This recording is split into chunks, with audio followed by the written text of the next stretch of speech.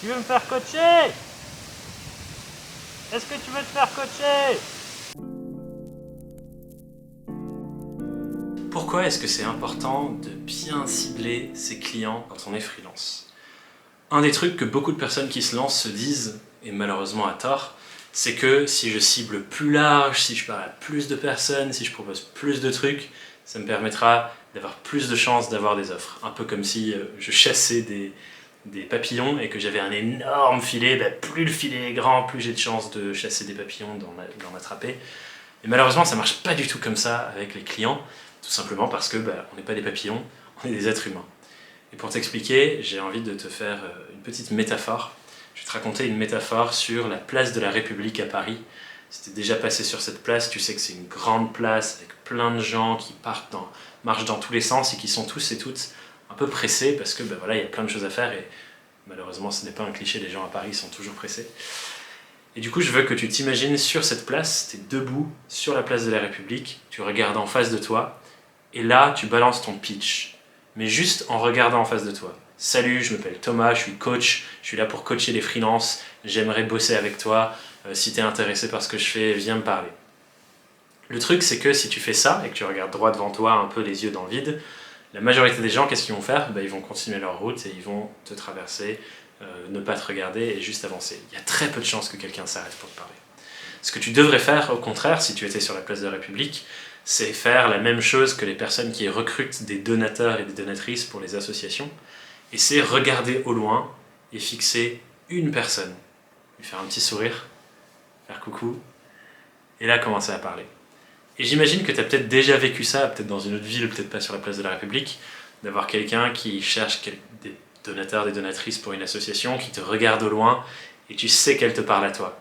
Et tu sais que tu vas être obligé de faire quelque chose parce que l'interaction a été engagée. Et en fait, pourquoi est-ce que ces personnes font ça? Parce qu'elles savent très bien que juste crier sur tous les toits, ça rend les choses faciles pour que les personnes ne se sentent pas concernées.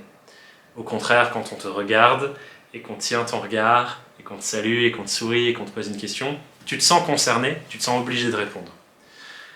Le but de ça, c'est pas que tu ailles dans la rue fixer les gens pour leur parler de tout ce que tu fais, bien au contraire, mais le but de cette métaphore, c'est de te faire comprendre que la personne en face, si elle ne se sent pas concernée par ce que tu racontes, il y a beaucoup plus de chances qu'elle t'ignore que de t'accorder son attention et de discuter avec toi. Donc ce que tu cherches à faire, et c'est pour ça que c'est hyper important de cibler tes clients freelance, c'est réfléchir à comment je fais pour que la personne en face se sente concernée par ce que je fais. Et du coup, ce sera bien différent si je vais sur le bout de ma terrasse gueuler au monde « Est-ce qu'il y a des gens qui veulent bosser avec moi? Coucou, je suis coach » que si je me rapproche de la caméra, je te regarde droit dans les yeux et je te dis « Toi, je te vois. Et oui, je te parle à toi. Je sais que ça fait 6 mois que tu t'es lancé.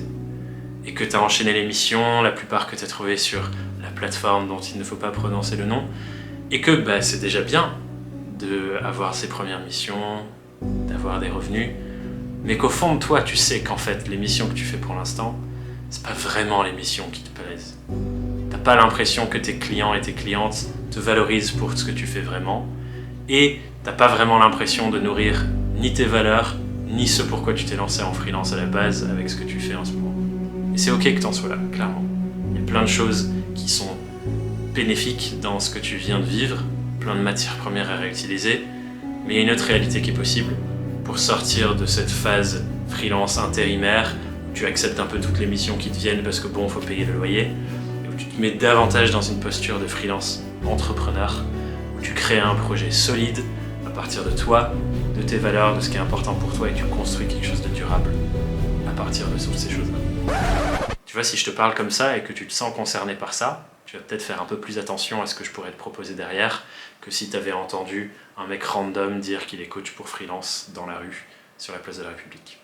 Donc c'est pour ça que tu dois absolument prendre le temps de bien définir pour qui je fais ce que je fais et comment je fais pour que ces personnes se sentent concernées par ce que je fais. Parce que quand tu prends le temps de définir pour qui tu travailles et donc ton client idéal et ton client cible, ça fait que toutes tes actions de communication et de marketing pourront avoir plus d'impact et ne passeront pas inaperçues parmi l'immensité de tout ce qui se passe sur Internet.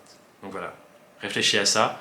Et n'hésite pas à dire dans les commentaires pour qui tu as envie de travailler, c'est pour qui tout ce que tu fais, et être très précis ou précise sur qui sont les clients avec qui tu rêves de travailler. Parce que quand tu conçois les choses pour ces personnes, tu as bien plus de chances de vraiment arriver à bosser avec elles. Réfléchis à ça et on se retrouve dans une prochaine vidéo. Je te dis à bientôt. Ciao.